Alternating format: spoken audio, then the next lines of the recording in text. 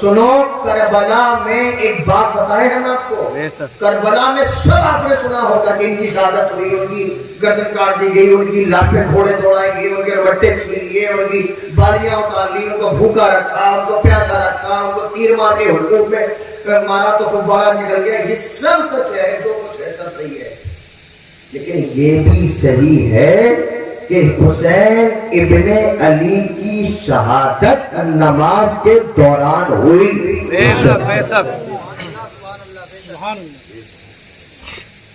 حسین ابن علی کی شہادت کی موت جب ان پر واقع ہوئی تو وہ نماز کی حالت میں تھے.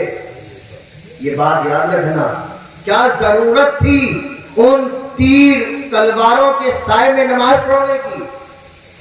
کیا ضرورت تھی اس لشکر کے بیچ میں نماز پڑھنے کی؟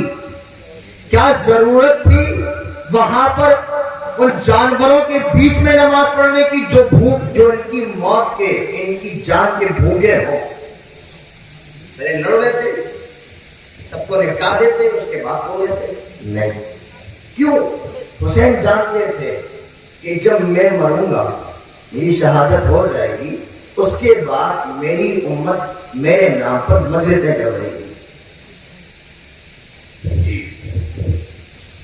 میرے نام پر مجلسیں کروائے گی، اور ہم جیسے مولانا آگے سنائیں گے تو کہیں یہ نہ سنائے کہ حسین نے اپنی جان کی خاطر نماز کو روک دیا. جب بھی سنائے تو یہ سنائے کہ جیسے ہی نماز کا وقت ہوا حسین نے نیت باندھ کے ہاتھ باندھ لیے، نماز پڑھنا شروع کر دی. اور ایک بات بتاؤ، نماز کا وقت نہ ہوتا نا تو حسین آج شہید نہیں ہوتے. کیوں؟ آپ نے تاریخ نہیں پڑھی. مولا کائنات علیہ السلام کو جب شہادت ہوئی ہے تو وہ کب ہوئی؟ نماز میں. دم نہیں ہے نا سامنے مارنا ہے. کیوں؟ دیکھا ہوا ہے کہ جس نے ایک ہاتھ سے خیبر اٹھایا اس کو کون مار سکتا ہے؟ تو اسی طرح جب باپ کا یہ عالم ہے تو بیٹے کا عالم تو یہی ہوگا نا. خون تو ایک ہی ہے.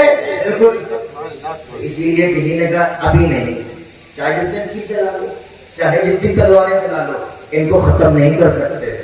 بولے اچھا. بولے پھر؟ بولے وہی طریقہ اپناؤ جو طریقہ ان کے والد کو مارتے وقت اپنایا تھا. بولے کیا؟ بولے نماز کا ٹائم ہونے دو، کہ نماز ضرور پڑھیں گے. دشمن تھے لیکن عقیدہ پھر بھی یہی تھا کہ نماز ضرور پڑھیں گے. کیوں؟ کلمہ تو اسی نبی کا پڑھتے تھے. اب ہوا کیا کہ جب نماز کا وقت ہوا حسین ابن علی نے سب چھوڑا، اپنی جان کی پرواہ چھوڑا. مرتے ہیں مر جانے دو. کیوں؟ اے حسین کیا ضرورت تھی کچھ رک جاتے؟ اگر رک جاتے تو نماز کا وقت فوراً تو ختم نہیں ہو جاتا نا. اس تو وقت رہتا ہے، آدھا گھنٹہ، پون گھنٹہ، 1 گھنٹہ. کچھ ختم کر لیتے، یزید مار مور لیتے، مہلت لے لیتے، پھر نماز پڑھ لیتے. حسین نے کہا نہیں، ارے اسی نماز کے لیے تو ہم نے اپنے بچے کٹوا دیے، اسی نماز کے لیے تو ہم نے اپنا علی اصغر دے دیا، اسی نماز کے لیے عباس علمبردار نے بازو کٹوا دیے، اسی نماز کے لیے تو ہم 3 دن سے بھوکے پیاسے یہاں پڑے ہوئے ہیں، اسی نماز کے لیے تو ہم نے دریا کو لات مار دی، اسی نماز کے لیے تو ہم نے پانی اور کھانا چھوڑ دیا. آج یہ نماز پڑھ کے حسین ثابت کر دے گا کہ دین نے جو قربانی مانگی حسین پیچھے نہیں آگے بڑھے گا. وہی اپنے چاہنے والوں کو دس دیا، اے چاہنے والوں، جب تم سے دین اسلام ہمارا مذہب تم سے جب قربانی مانگے تو تم کھڑے اترو اس پر. یہ بات تم سے قربانی مانگی جاتی. میں تو دعا کروں گا کہ اللہ پاک جب بھی یہ دین، یہ مذہب جس پر ہم قائم ہیں الحمدللہ، تو جب بھی ہم سے کوئی قربانی مانگے مالک ہم ثابت قدم رہ کر دکھائیں. آئیے، میں نے جس آیت کریمہ کی تلاوت کرنے کا شرف حاصل کیا، پروردگار ارشاد فرماتا ہے وَلَا تَقُولُوا لِمَنْ يُقْتَلُ فِي سَبِيلِ اللَّهِ أَمْوَاتٌ بل احیاء ولکن لا تشعرون.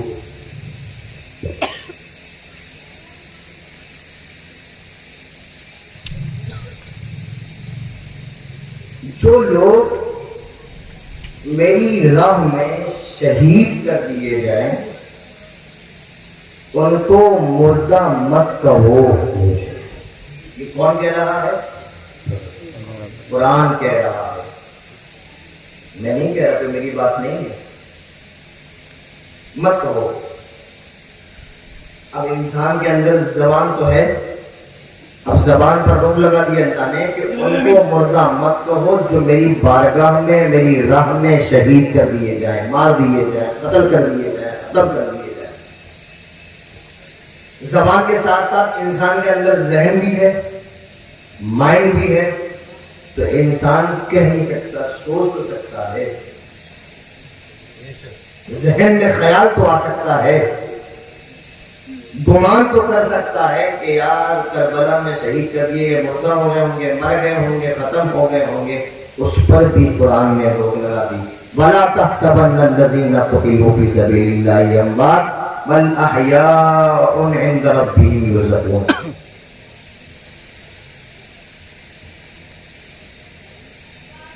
کہ تم ان لوگوں کو مردہ نہ کہو اور نہ سمجھو جو میری بارگاہ میں میری راہ میں قتل کر دیے جائے, شہید کر دیے جائے. نہ ان کو تم کہہ سکتے ہو اور نہ تم ان کو سوچ سکتے ہو کہ وہ مردہ ہے. اور یہ قرآن کا حکم ہے, کسی کے باپ کی کتاب نہیں ہے, قرآن ہے. ذرا سا اگر تم نے کہا کہ نہیں وہ تو مر گئے, کافر ہو جاؤ گے. کہنا چھوڑو, تم نے دماغ سے سوچا تو کافر کہہ دیے جاؤ. قرآن ہے, قرآن سمجھے.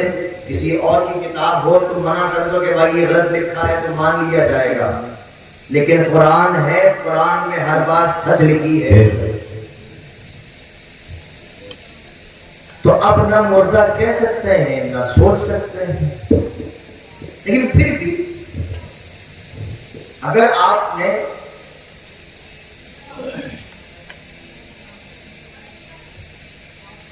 میڈیکل طور پہ آپ نے پڑھائی کی ہو یا سائنسی طور پہ, تو آپ کا دماغ یہ تو کہے گا یار کہ ایک انسان جس کا گلا کاٹ دیا, توجہ ہے تھوڑی دیر بعد اپنی جو آیت پڑھی ہے اس کا میں پس منظر پیش کر دوں پورا وضاحت کر دوں کہ ایک انسان یا جس کا گلا, ابھی ہم حافظ گستاخی ماں کا حافظ صاحب کبھی چوری سے گلا کاٹ دوں, وہ کہنا میرا اس ہاتھ میں ہو, ان کا سر اور اس ہاتھ میں کاٹ ہو, آپ کیا کہیں گے؟ حافظ صاحب پھر حافظ صاحب ہی رہیں گے کہ مرحوم ہو جائیں گے, اللہ نہ کرے. لیکن مثال دے رہا ہوں, کسی بھی انسان کا میں گلا کاٹ دوں, ایک ہاتھ میں سر ہو ایک میں دھڑ ہو, مر گیا کہ نہیں مر گیا؟ بولو یار, بولتے کہ نہیں ہو؟ مر گیا نا. سانسیں رک گئی ہیں, خون بہنے لگا, دل کی دھڑکن رک گئی, انسان مر گیا. تبھی تو آپ دفنانے جاتے ہو. ارے سانس نکل جائے, روح نکل جائے, دل دھڑکنا بند ہو جائے, نفس بھڑکنا بند ہو جائے, پاس بستے مر گیا. رونا پیٹنا چالو, ابا نکل گئے اوپر چل سے فون کر دیا بھائی وہ تمہارے بچہ نکل گئے آ جاؤ, جبکہ کوئی خون نہیں نکلا. توجہ, کوئی گلا نہیں کٹا. ہو سکتا ہے کہ اندازہ غلط ہو, بہت سارے دفعہ ہوتا ہے, کبھی کبھی ایڈوانس رک جاتا ہے, ہمیں لگتا ہے کہ نکل گئے لیکن باقی واپس آ جاتے ہیں, ایسا ہوتا ہے کبھی کبھی. لیکن ہمیں کیا لگا کہ نہیں, اس کی سانسیں رک گئی, روح نکل گئی, دل نے کام کرنا بند کر دیا, جس میں کہ ہر اعضاء نے کام کرنا بند کر دیا, یہ مر گیا. اب اس کو دفنا دو. ہوتا ہے ادھر تو سامنے گلا کٹ گیا تھا, گلا نیزے پہ تھا, دھڑ وہیں پڑا ہوا تھا. علی اکبر کا گلا کاٹ دیا, اس پر گھوڑے دوڑائے. علی اصغر کے حلقوم میں تیر لگا, دوبارہ نکلا, دم نہیں نکل گیا. عباس علمبردار کے دونوں بازو کاٹ دیے گئے. قاسم بن حسن کی جان لے لی گئی مارنے کے، سب شہید ہو گئے، کسی کا گلا کٹا، کسی کا ہاتھ کٹا، کسی کے سینے پر زخم آئے، کسی کے پیٹ پر زخم آئے۔ قرآن کہہ رہا ہے کہ انہیں مردہ مت کہو، قرآن کہہ رہا ہے کہ انہیں مردہ گمان تک نہ کرو، پروردگار ان کی تو سانسیں رک گئی ہیں، ان کا تو خون بہ رہا ہے، ان کا تو دم نکل گیا ہے، ان کا تو دل بھی کام نہیں کر رہا ہے، ان کی تو نفس بھی کام نہیں کر رہی ہے۔ قرآن کہہ رہا ہے ان کو مردہ مت کہو، پروردگار نیزے پہ سر ہے، حسین کا دھڑ ادھر ہے، عباس علمبردار کے بازو کٹے ہوئے ہیں، دھڑ ادھر ہے، قاسم بن حسن کی شہادت ہو چکی ہے، خون بہ رہا ہے، جان نکل گئی ہے، اور تو کہہ رہا ہے کہ ان کو مردہ مت کہو۔ اب تو کہتا ہے تو ایمان لاتا ہوں، لیکن عقل تو ماننے کو تیار تو نہیں۔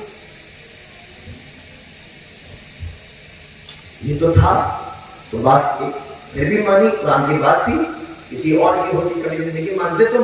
ابھی تمہارے سامنے کسی کا گلا کاٹ دے اور تم سے کہیں کہ ماما جی زندہ ہے، مان لو گے؟ بولو یار، اتنے بیوقوف تھوڑی نہ ہو۔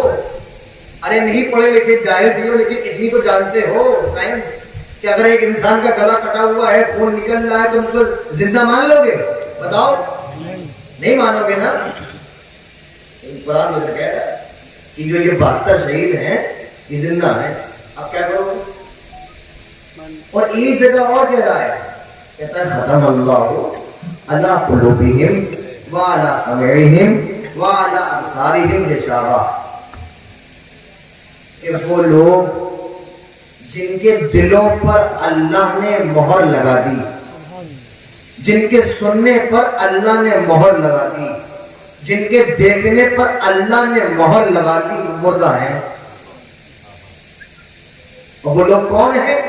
تفسیر بتاتی وہ ابو جہل ہے، وہ ابو لہب ہے، وہ عتبہ ہے، شیبہ ہے، امیہ ہے، جیسے یہ غدار ہیں، بدکار کردار ہیں، یہ قریش کے لوگ تھے جو رسول کو پریشان کرتے تھے۔ قرآن کہتا ہے یہ مردہ ہیں۔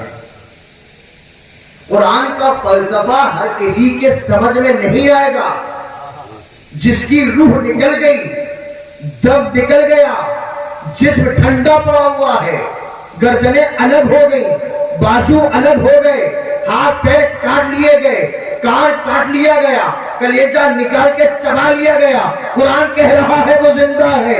اور جو مکہ کی گلیوں میں گھوم رہے ہیں، پھر رہے ہیں، چل رہے ہیں، اٹھ رہے ہیں، بیٹھ رہے ہیں، کھا رہے ہیں، پی رہے ہیں، قرآن کہتا ہے یہ مردہ ہے۔ ان سے بات مت کرو، یہ تمہاری بات نہیں سنیں گے، نہ یہ تمہیں دیکھیں گے، نہ ان کی بات تمہارے دل کے دلوں پر اثر کرے گی، کیونکہ یہ مر چکے ہیں، مردہ ہے۔ پروردگار یہ تو فلسفہ ہی الٹا ہو گیا۔ جو سانس لے رہا ہے، پراپر بات کر رہا ہے، پراپر چل رہا ہے، کوئی خرابی نہیں ہے، سارے اعضاء کام کر رہے ہیں، دل اپنی جگہ دھڑک رہا ہے، نفس اپنی جگہ چل رہی ہے، تو کہہ رہا ہے کہ مردہ ہے۔ اور جن کی نسیں بند ہو گئی ہیں، دل بند ہو چکا ہے، گردنیں الگ ہو چکی ہیں، سر الگ ہو چکے ہیں، تو کہہ رہا ہے کہ زندہ ہے۔ بات سمجھ میں نہیں ہے۔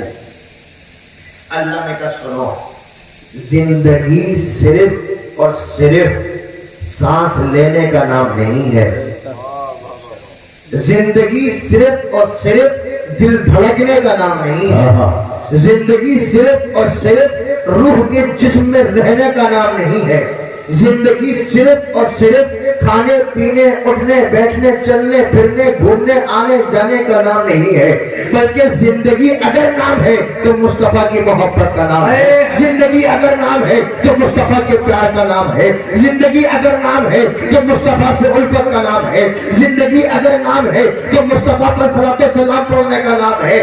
پتا چلا کہ حسین کا گلا تو کٹ گیا، حسین کے سر تو کٹ گیا، حسین کی نسیں تو کٹ گئی، حسین کا خون تو بہہ گیا، حسین کا لہو تو ٹپک گیا، لیکن وہ زندہ کیوں ہے؟ کیونکہ ان کے دل میں اب بھی مصطفیٰ کی محبت قائم ہے، اب بھی مصطفیٰ سے محبت ہے، اب بھی مصطفیٰ سے عشق ہے۔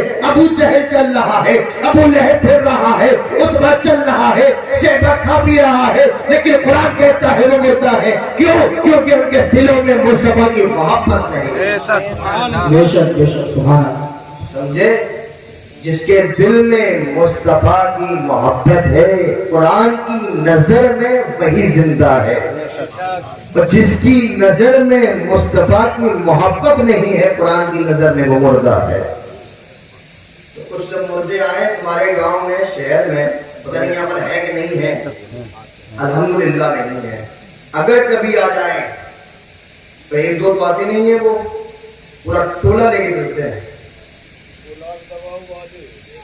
جو بھی ہو چچا, جب آ جائیں ایک دفعہ پہلے امتحان لے لینا کہ ان کے دل میں مصطفیٰ کی محبت ہے کہ نہیں. اگر ہے تو کھلے ہاتھوں سے خیر مقدم کرنا, اور نہ ہو تو دونوں ہاتھ ملا دیں. ویسے مچھر مارتے ہوئے تو حقیقت میں مصطفیٰ کی محبت ہی زندگی ہے, اور مصطفیٰ کی محبت نہ ہو تو پھر وہ انسان قرآن کی نگاہ سے دیکھا جائے تو وہ مردہ ہے. ہم اگر کہہ دیں کہ یہ مردہ ہے, یہ مصطفیٰ کو نہیں مانتے, آپ میری بات کاٹ دیں گے تو کاٹنا بھی چاہیے, میں کون ہوں. لیکن قرآن کی بات تو کوئی نہیں کاٹ سکتا نا, قرآن کہہ رہا ہے مردہ. تو جو اللہ کی راہ میں شہید کر دیے جائیں, قتل کر دیے جائیں, ختم کر دیے جائیں, وہ زندہ ہوتے ہیں, مردہ نہیں. اور جو چیزیں, اب اسی آیت سے آگے بڑھو, جو چیزیں اللہ کی راہ میں ختم کر دی جائیں, قربان کر دی جائیں, اللہ کے لیے چھوڑ دی جائیں, تو سمجھ لو وہ انسان زندہ ہے, کیونکہ اس نے انسان اللہ کے لیے یہ چیزیں چھوڑی. اور جو نہ چھوڑے کیا فائدہ ہے یار. اگر آپ کو غیر لوگوں والے کام کرنا ہے, ابھی جہاں بھی میں پروگرام میں جا رہا ہوں, مسلسل پروگرام ہی چل رہے ہیں, محرم کا مہینہ ہے, کل فلاں جگہ تھا, پرسوں فلاں جگہ رہ کر کے اور ہوگا. تو یار ایک ہی مسئلہ چل رہا ہے, ڈھول تاشے, ڈھول تاشے, ڈھول تاشے, تازیوں میں ڈھول تاشے. میں نے کہا بھائی اب یہ ڈھول تاشے جائز ہیں یا حرام ہمیں تو نہیں معلوم, اور اگر ہمیں معلوم ہے تو ہم بتائیں گے بھی نہیں, کیونکہ ایسا تو ہے نہیں کہ آپ کو معلوم نہ ہو کہ یہ ڈھول تاشے جائز ہیں یا حرام. سب کو معلوم, سب جانتے ہیں, بتانے کی ضرورت نہیں. لیکن نہ میں اس میں کوئی فتویٰ دوں گا, نہ میں اس کو جائز نہ ناجائز کچھ نہیں کروں گا. میں ایک بات اصولاً کہہ کے جا رہا ہوں. کیوں؟ کیونکہ جائز اور ناجائز تو جو لوگ کہنا چاہتے ہیں وہ تو کہتے ہی ہیں, سمجھا چکے, آپ کو بتا چکے, آپ کے دماغ میں بات ڈال چکے. آپ کو ماننا ہے نہیں, ہم سب کو مانے کے بارے میں. لیکن ایک اصولی بات آپ کو دے کے جاتا ہوں, کیوں آپ سمجھدار قوم ہیں. اللہ نے آپ کو ذہن سے نوازا, اللہ نے آپ کو دماغ دیا ہے, سوچنے کا طریقہ بھی دیا ہے, زندگی گزارنے کا طریقہ بھی معلوم ہے. آپ اتنا جب گھر چلا سکتے ہیں, اتنا بڑے بڑے گھر چلا سکتے ہیں, تو یار اتنا تو سوچ سکتے ہیں کیا صحیح ہے اور کیا غلط. پھر مرضی آپ کی, کیونکہ آپ کو ماننا ہے نہیں, میں کچھ کہنے والا بھی نہیں ہوں. دیکھیے امام عالی مقام, اور آپ کو اگر یہ بات جھوٹ لگے آپ ہم سے رابطہ قائم کریے, میں آپ کو کتاب میں دکھاؤں گا لکھا ہوا. یہ آپ کہنے کہ یار میاں اپنی طرف سے کہہ گئے, میں کیوں کہوں گا یار. پہلی چیز, دو باتیں ہیں. پہلی چیز سب سے امپورٹنٹ کہ یہ ڈیسائیڈ کرو, آج یہاں محفل بیٹھ کے یہ فیصلہ کرو کہ ڈھول تاشے اور بینڈ یہ خوشی کی علامت ہے یا غم کی. اگر آپ یہ کہہ رہے ہیں کہ غم کی علامت ہے تو پھر شادیوں میں ڈھول تاشے نہیں بجنا چاہیے. بات ہے نہیں, لاجیکل بات کر رہا ہوں, کوئی ادھر کی ادھر کی نہیں ہوا رہا ہوں. 1 منٹ سٹ سے دماغ میں بیٹھی ہوئی بات میری, لاجیکل بات کرتا ہوں اور سیدھا اصول پہ لاتا ہوں. اور ناجائز حرام ہے فلانا ہے اور ڈھمکا, یہ مولانا جانے, امام صاحب لوگ جانے, ہم جائز آدمی سیدھی سمپل بات. آج یہ ڈیسائیڈ کرو, یہ فیصلہ کرو, یہ پکا کرو, آج اس پہ مہر لگاؤ کہ یہ ڈھول اور تاشے اور جو بینڈ ہے یہ خوشی کی علامت ہے یا غم کی.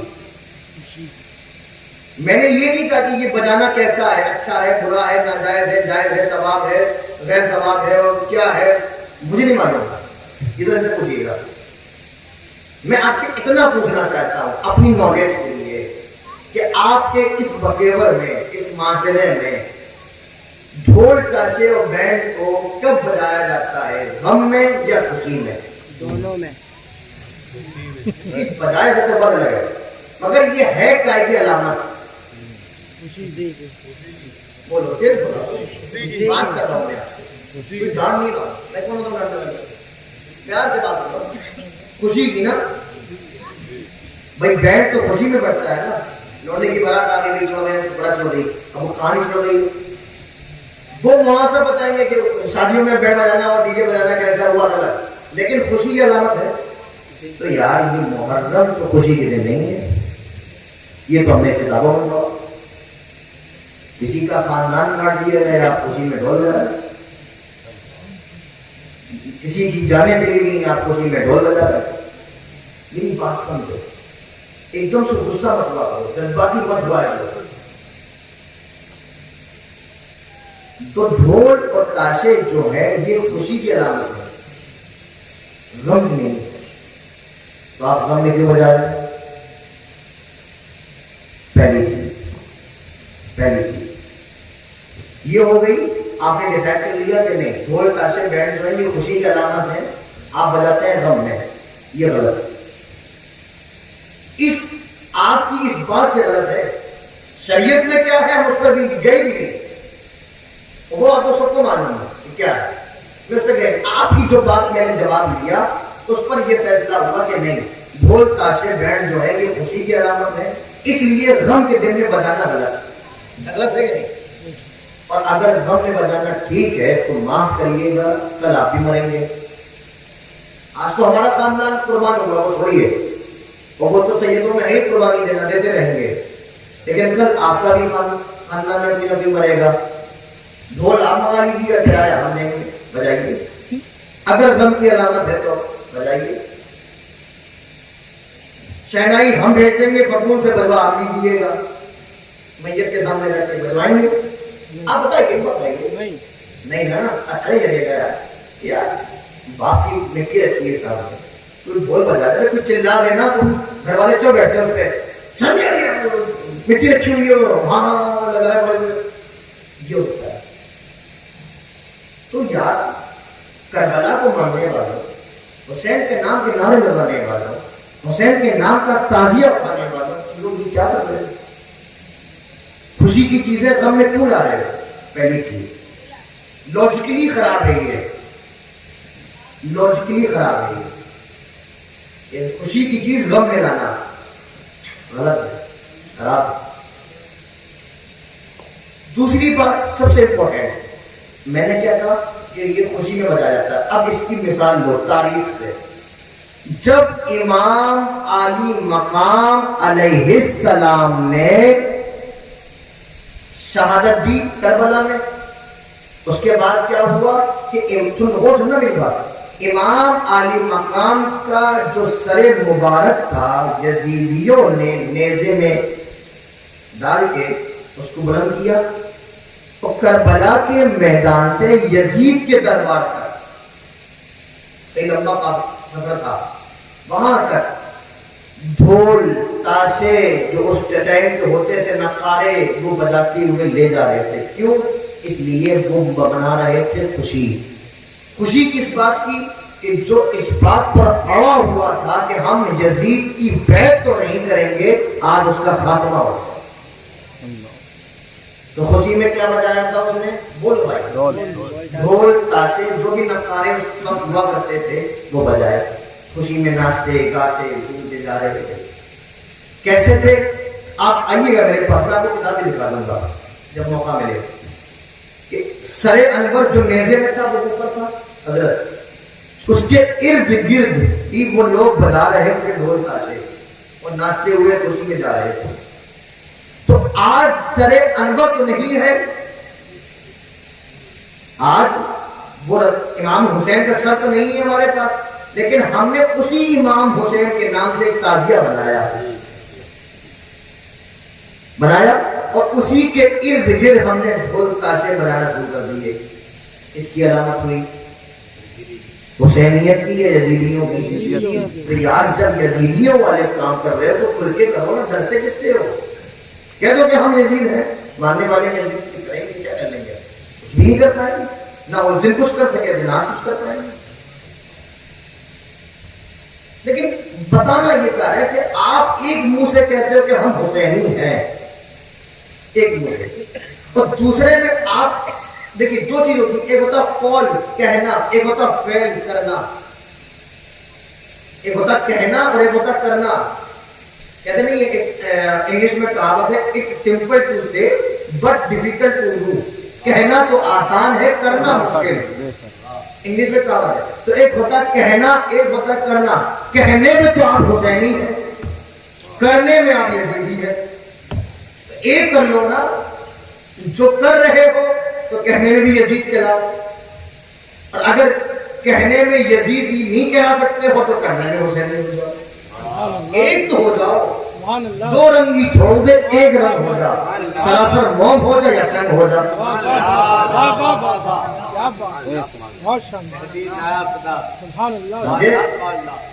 تو ایک تو ہو جاؤ, یا یزیدی ہو جاؤ یا حسینی ہو جاؤ, دونوں اکٹھے نہیں ہو سکتے.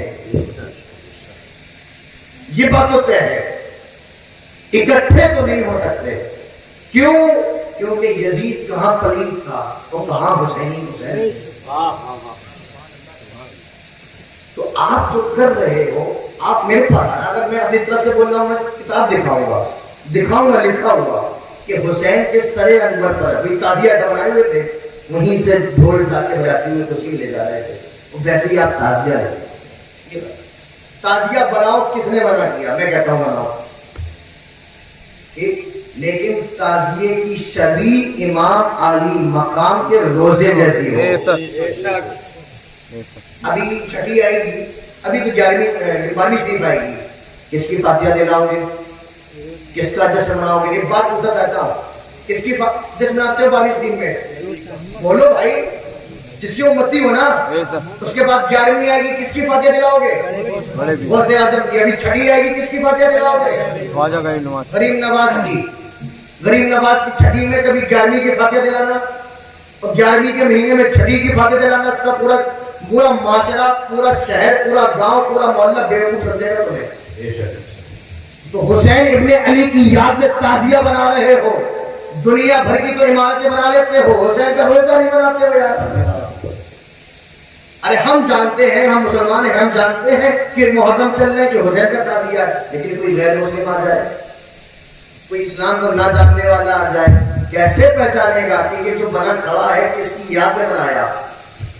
تمہارے بھی تو ہزاروں پیر ہیں, ہزاروں اولیاء اللہ ہیں, کہ غوث اعظم کی یاد میں بنایا, کہ غریب نواز کی یاد میں بنایا, کہ شیخ عبد القادر جیلانی کی یاد میں بنایا, کہ امام علی مقام کی یاد میں بنایا, کہ کسی صحابی کی یاد میں بنایا, یا کسی تابعین کی یاد میں بنایا. ارے روزہ بنا کے یہ تم پکا کر دو گے کہ ہم نے حسین کی یاد میں بنایا. حسین کی یاد خیدر تعزیہ شان و شوکت سے رکھیے, بنائیے, لیکن امام علی مقام کا جیسا روزہ ہے گولڈن کلر کا, ویسا روزہ بنائیے, رکھیے, اس کی زیارت کریے, ثواب ملے گا.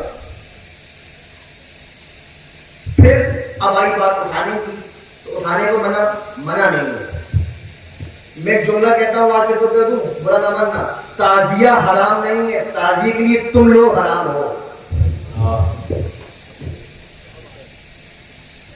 وضاحت کروں, تعزیہ کیسے حرام ہو سکتا ہے؟ تعزیہ تو امام حسین کا ہے نا, امام علی مقام کا تعزیہ ہے, تعزیہ تھوڑی نہ حرام ہو سکتا ہے. تم حرام ہو سکتے ہو تعزیہ, کیوں؟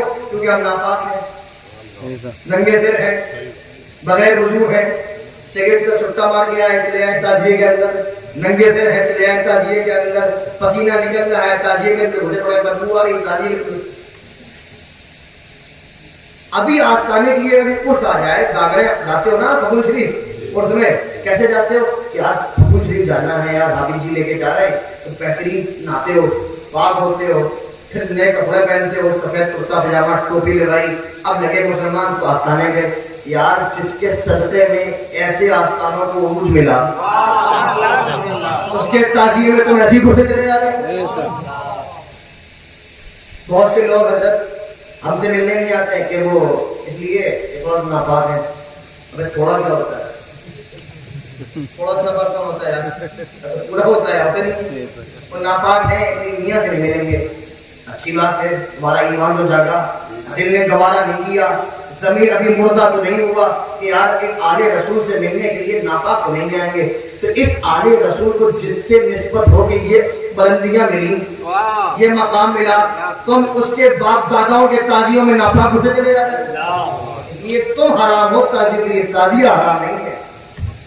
جس دن تمہاری یہ شان ہو جائے کہ تم اس تازیے کو, اس کی شایان شان, اس کے مقام و مرتبے کے ساتھ کہ سر پہ ٹوپیاں ہوں, امامے ہوں, جسم میں خوشبو لگی ہوئی ہو, پاک صاف ہو, لب پر درود پاک ہو, یا امام علی مقام کے نام کے نعرے ہوں, اس وقت تم اس گلی سے نکالو, کون منع کرے؟ ہم بھی دیکھتے ہیں.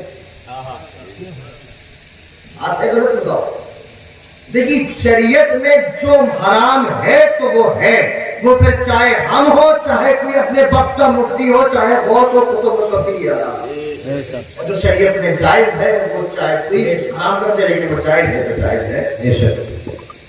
جب یار امام حسین کے صدقے میں جو بزرگ بن گئے, اپنے وقت کے تاجدار بن گئے, جب ان کے اس میں چادریں, گاگریں, سندل, فلانا ڈھمکا, یہ جائز ہو سکتا ہے.